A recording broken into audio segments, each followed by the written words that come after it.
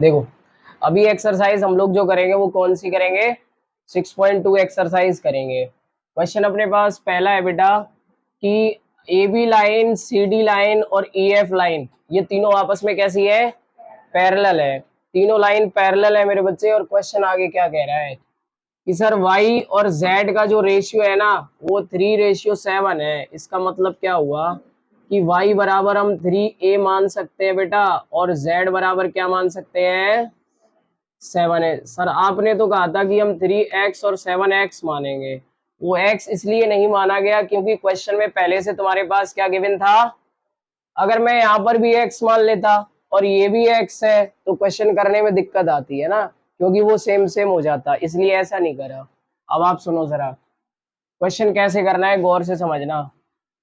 एक और लॉजिक सुनना जरा। अगर मैं आपसे कहता हूं सर ये वाली लाइन बना लो, इसका नाम क्या है बेटा, ए बी, और आपने एक लाइन और बना ली, इसका नाम क्या है, ई एफ। चेक करो जरा, ये दोनों आपस में पैरेलल है। यहाँ पर कौन बैठा है बेटा, एक्स, और इधर कौन बैठा है, जेड। तो जब अगर यहाँ पे एक्स है यहाँ पे जेड है तो चेक करो ये दोनों आपस में कैसे है बेटा, equal by the property of. इसका मतलब ये हुआ x और z बराबर है, तो फिर z किसके बराबर हुआ, x के। और x का आंसर कितना है बेटा, x छोड़ो जरा, इधर x बताना z के, और z का आंसर कितना है बेटा, 7 है। तो बताओ मुझे x y z सब कुछ आ गया। अब आप गौर से समझना बेटा, चेक करो जरा, डायग्राम को तोड़ दीजिए बेटा। डायग्राम को तोड़ दिया जरा, यहाँ पे इसका नाम है क्या, ए बी, और बेटा इसका नाम क्या है, सी डी। चेक करो जरा, मैंने क्या करा, इस बार ऊपर वाली दोनों लाइनों को बना लिया जिससे तुम्हें बेटर समझ आ जाए। ये हो गया एक्स और ये वाला बेटा कौन है, वाई। चेक करो इन दोनों का सम कितना होगा, by the property of, very good. आगे देखो, ये बेटा एक्स प्लस का वाई बराबर कितना बनेगा, कौन सी प्रॉपर्टी, चलिए बेटा बताओ जरा, x बराबर कितना है, क्वेश्चन में x का आंसर कितना है, 7 है, और y का आंसर कितना है बेटा, और इक्वल में कितना चल रहा है, 180। तो ये 10a इक्वल टू कितना बनेगा बेटा, 180। तो फिर a बराबर कितना बनेगा, पहले बताओ यहां तक समझ आ गया आपने, सॉरी, ये a बराबर कितना बनेगा, 0 से 0 कैंसिल आउट, 18 रह जाएगा, ठीक है। अब आप सुनिए जरा, तो ये अपने पास a इक्वल टू 18 हो गया बेटा। अब आप इसे आगे बढ़ाओ जरा। आपसे ये पूछा था सर मुझे आप ये बताओ सबसे पहले x कितना होगा, तो बताइए जरा, x का आंसर आपके पास बेटा कितना है, 7 है, ठीक है। तो ये आ जाएगा 7 मल्टीप्लाई कितना, 18। बताओ जरा कितना बनेगा, 7 8 जा 126। अच्छा x का वैल्यू अगर 126 है तो z और x बराबर दे, तो z भी कितना है बेटा, बताइए जरा y का वैल्यू कितना है क्वेश्चन में, चेक करके बताओ, 3 है। तो बताओ बेटा ये कितना आ गया, 3 मल्टीप्लाई 18, यानी y इज इक्वल टू कितना। अब बताओ, पहले समझ आ गया क्वेश्चन, कंप्लीट। आगे बढ़िए जरा। अब आप लोग देखेंगे क्वेश्चन नंबर कौन सा बेटा, सेकंड वाला। सेकंड वाला क्वेश्चन आपसे क्या कह रहा था सर, सेकंड वाला क्वेश्चन कह रहा है सर ये दोनों लाइन आपस में कैसी है मेरे बच्चे, पैरेलल, और ये जीईडी बराबर 126 है। पहले आप अच्छे से समझो जरा, ये क्वेश्चन में 90 गिवन है, और GED, where is the GED, GED, ये बेटा पूरा एंगल कितना दे रखा है क्वेश्चन में, 126। जरा चेक करके बताओ मेरे बच्चे, ये जो एंगल है जीईडी ये किसके इक्वल है, 126 के, और जीईडी के कितने पार्ट है, चेक करो। देखो जीईडी दो लोगों से मिलकर के बना है, पहला जेड और दूसरा 90, पहला जेड और दूसरा, तो in the place of GED हम इस जीईडी की जगह पर दो लोग लिख देंगे सर, एक तो जेड और दूसरा 90। बताइए बेटा यहां से वैल्यू किसका मिल सकता है, जेड का। चेक करके बताओ जेड का आंसर बेटा कितना मिलेगा, 36 मिल गया। अब आप सुनो जरा, अच्छे से समझना जरा, आपको पता ही है डायग्राम तोड़ने वाली पावर का हम करेंगे क्या इस्तेमाल, और ये आ गया ए और ये क्या हो गया बी, ये हो गया बेटा सी और ये क्या हो गया डी। इधर देखिए जरा, ये आपके पास लाइन हो गई, चेक करके बता बेटा ये क्या नाम है इसका एक्स, इसका पूरे का नाम क्या है, हो गया। अब आप मुझे बताओ ये और ये पैरेलल थी, तो बताओ बेटा ये एक्स किसके बराबर हो जाएगा 126 के बाय द प्रॉपर्टी ऑफ, हो गया अल्टरनेटिव इंटीरियर एंगल। उसके बाद बेटा एक और डायग्राम जरा वापस चेक करो, एक और डायग्राम तोड़ दिया आपने, चेक करो भैया, ये एक्स हो गया और बेटा ये कौन है बताओ जरा वाई, चेक करो एक्स और वाई दोनों का सम कितना बनेगा, तो वापस मेरे बच्चे आप वही लिख दीजिए x plus y equal to कितना, बाय द, वेरी गुड। आगे सुनो, x plus y equal to 180 हो गया। अब मुझे आप ये बताओ यहां से y का आंसर चाहिए बेटा, x कितना आ गया आपके पास 126 प्लस का y इक्वल टू कितना, चलिए तो y इज इक्वल टू बेटा कितना बनेगा 180 और 126 इधर आ जाएगा, तो बताइए जरा कितना बनेगा, 0 में से 6 गया 4, 7 बच गया यानी कि 5, ओके 54 आ गया। ठीक, अब आप सुनो जरा, आपने x y z तीनों का आंसर निकाल लिया क्वेश्चन में और ये क्वेश्चन कंप्लीट हुआ। अब बारी है इस वाले क्वेश्चन की, ठीक है। अब मैंने आपको ये बता रखा था सर कुछ क्वेश्चन ऐसे हैं जो बिना कंस्ट्रक्शन के आप उसे कर नहीं सकते, है ना। कौन कौन से क्वेश्चन है एक बार रिपीट कर लीजिए। देखो एक तो ये वाला क्वेश्चन है सर, एक क्वेश्चन ऐसा भी है और एक क्वेश्चन मेरे बच्चे ऐसा भी है, एक क्वेश्चन ये वाला भी है, ठीक है। और आपको याद होगा एक क्वेश्चन ऐसा भी होगा। तो सर ये कुछ ऐसे क्वेश्चन है जो बिना कंस्ट्रक्शन के नहीं कर सकते, और अगर आप इन्हें कर सकते हो तो फिर कंस्ट्रक्शन होगा। सर ये तो कंफर्म हो गया कंस्ट्रक्शन तो होगा, पर कहाँ से होगा, तो सर शार्प वाले पॉइंट से होता है। अगर तुम इसे करना चाहते हो तो बताओ ये कंस्ट्रक्शन यहाँ से होगा, आपको शार्प वाले पॉइंट से एक लाइन ड्रॉ करनी है which is parallel to given both side, जो दोनों के पैरेलल होगी। अच्छा इस वाले में आप जो लाइन ड्रॉ करोगे बेटा वो यहाँ से पास होगी और ये और ये पैरेलल। इस वाले क्वेश्चन में बेटा यहाँ से लाइन पैरेलल होनी चाहिए, ये पैरेलल। इस वाले में यहाँ से लाइन ड्रॉ करी जाएगी बट वो पैरेलल नहीं होगी किसी के, ठीक है, ये क्वेश्चन अलग है। और इस वाले क्वेश्चन में बेटा एक लाइन ऐसे करके पास होएगी विच इज पैरेलल टू ये और ये, समझ आ गया। अब मुझे बताओ जो क्वेश्चन है आपके पास कौन सा थर्ड वाला, वो कौन सा वाला पैटर्न का है बताओ जरा।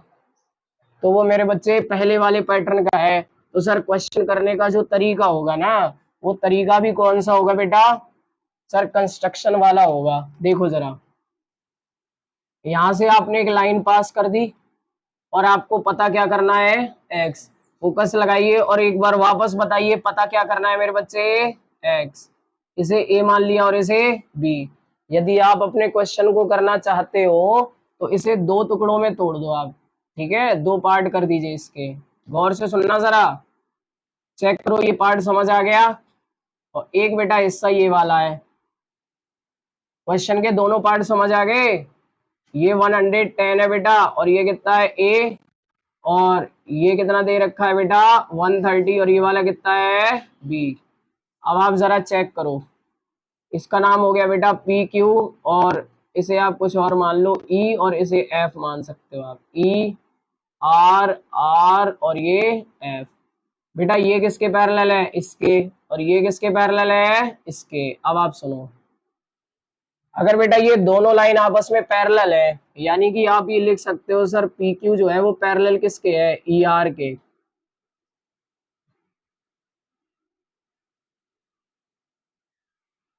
आप सुनिए जरा, अगर ये दोनों पैरेलल है बेटा तो इन दोनों का सम कितना हो जाएगा, बाई विच प्रॉपर्टी, चलिए बेटा ये तो 180 हो जाएगा बाई द प्रॉपर्टी ऑफ को इंटीरियर। तो बताओ बेटा ए बराबर कितना बनेगा 180 माइनस का 110 यानी ए बराबर कितना निकलेगा बेटा 70 आ जाएगा। यहाँ तक समझ आ गया। उसके बाद दूसरा सिचुएशन इस वाले पैटर्न से समझो। सर इस वाले का नाम ये एस और टी है ना, तो ये सर एस टी किसके पैरेलल है, आर एफ के। अगर सर ये दोनों लाइन पैरेलल है, इसका मतलब हो गया एंगल बी और ये 130 आपस में कैसा होएगा, 180। ठीक है, प्लस करने पे 180 देगा बाय द प्रॉपर्टी ऑफ, एक मिनट बेटा, बाय द प्रॉपर्टी ऑफ को इंटीरियर। Got it. अब आप सुनो, यहां से बताना है बेटा बी जो है ना, बी का आंसर किसके इक्वल हो जाएगा सर, ये इक्वल हो जाएगा 180 माइनस का कितना बेटा, 130, यानी कि बी इज इक्वल कितना बनेगा, 50। पहले आप लोग ये चेक करो अच्छे से, एक बार देख लो, ये वाला एंगल 70 70, ये वाला 50, बोले तो 50। समझ में आ गया या नहीं आ गया, आ गया। अब मुझे बताओ आपको इस क्वेश्चन में पता क्या करना था, आपको इसमें पता क्या करना था मेरे बच्चे, एक्स। चेक करो, एक और डायग्राम तोड़ना है तुम्हें, इस डायग्राम से एक और डायग्राम बनाना है, जरा चेक करो कौन सा, देखो अब आया समझ में भैया, ये ए हो गया, ये एक्स हो गया और ये बी। बताओ जरा इन तीनों का सम कितना रहेगा।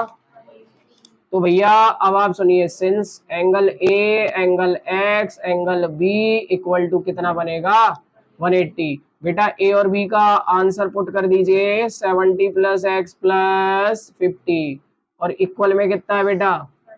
अगर मैं रीजन लिखना चाहूं तो भैया रीजन क्या लिखोगे, ए एस पी, एंगल सब ना ना ना, ये स्ट्रेट एंगल हो जाएगा। ठीक है, अच्छा 70 और 50 कितना हो गया, 120 प्लस का x इक्वल कितना हो गया, चलिए वेरी गुड। बताओ x बराबर कितना बनेगा, 180 माइनस का 120, तो x बराबर कितना आया बेटा, बताओ।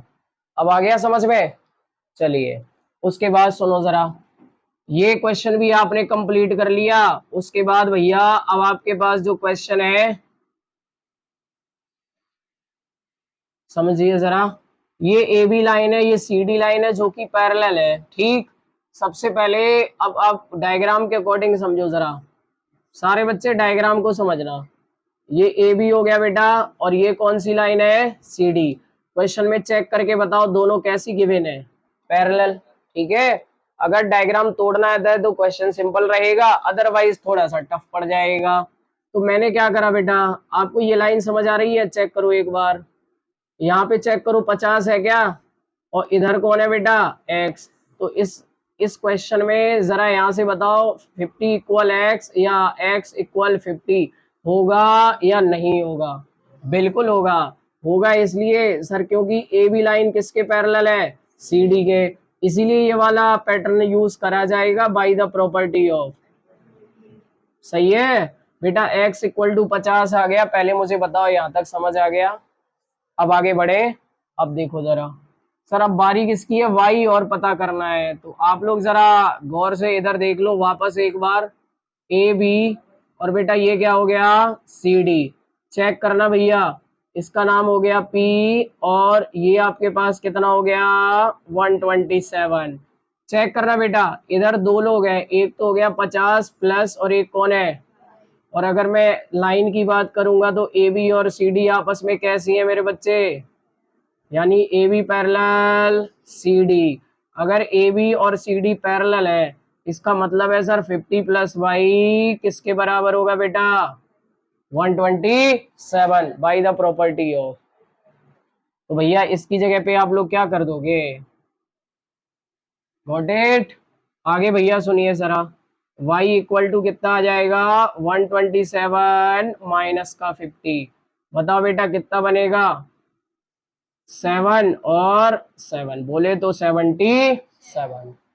कंप्लीट हो गया, एक बार देख लो अच्छे से। बढ़े आगे, पूछना है बताओ। चलो समृद्धि गुमसुम बैठी है ना, देखो भैया लास्ट वाला देख लो जरा, क्वेश्चन लास्ट वाला है सर। दो मिरर है आपके पास, एक तो ये वाला मिरर है पी क्यू और एक कौन सा मिरर है मेरे बच्चे, आर एस। तो मिरर का सीन क्या है कि जब भी मिरर पे कोई रे पड़ती है तो जो मिरर के तरफ जो रे आती है उसका नाम होता है इंसिडेंट रे, और जो जाती है उसका नाम होता है रिफ्लेक्टिव रे। अब सुनो, इस मिरर के हिसाब से, इस मिरर के अकॉर्डिंग ए बी इंसिडेंट है और बी सी क्या है, रिफ्लेक्टिव। लेकिन अगर मैं इन्हीं रे की बात करूंगा but according to R S, तो आर एस मिरर के अकॉर्डिंग ये बीसी क्या हो गई, इंसिडेंट रे, और ये क्या हो गई।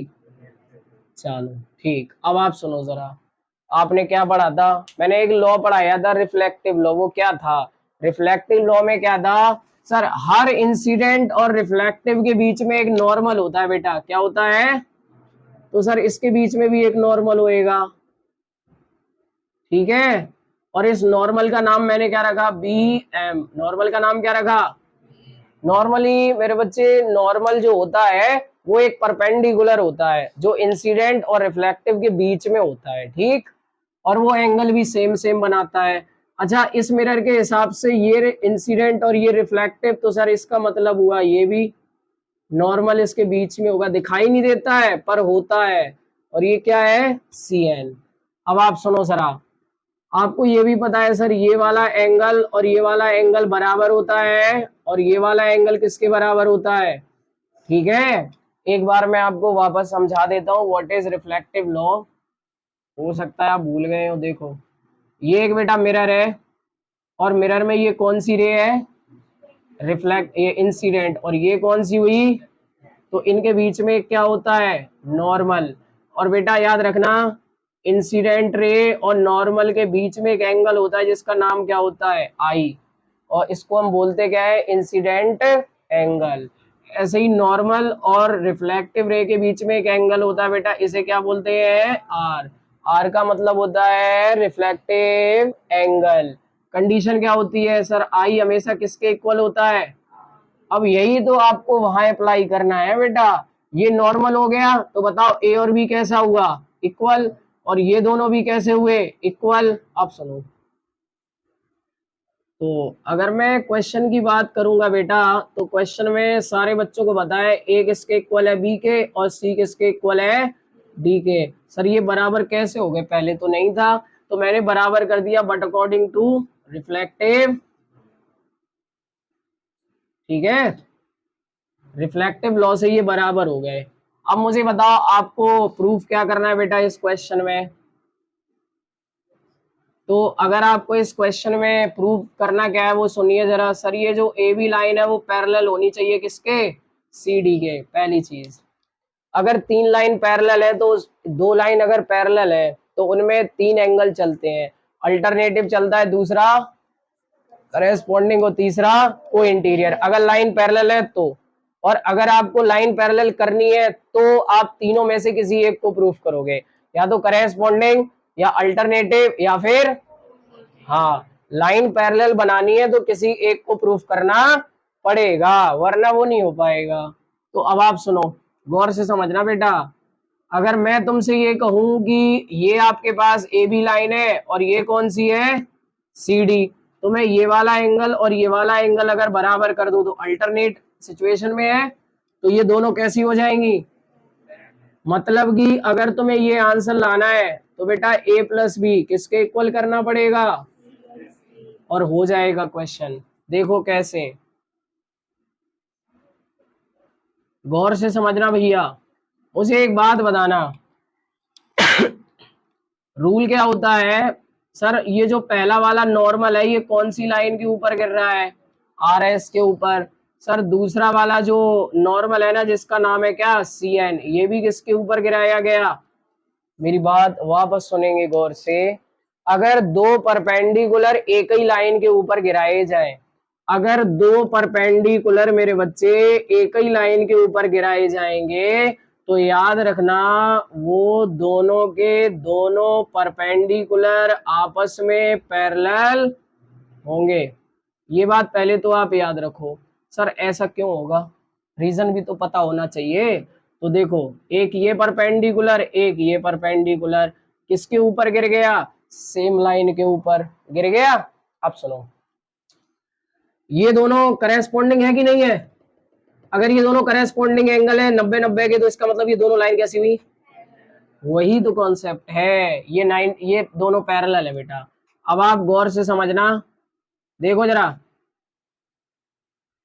मैंने दोनों परपेंडिकुलर बना दिए, बता बेटा ये दोनों परपेंडिकुलर के अकॉर्डिंग कौन सी लाइन हुई, ट्रांसवर्सल।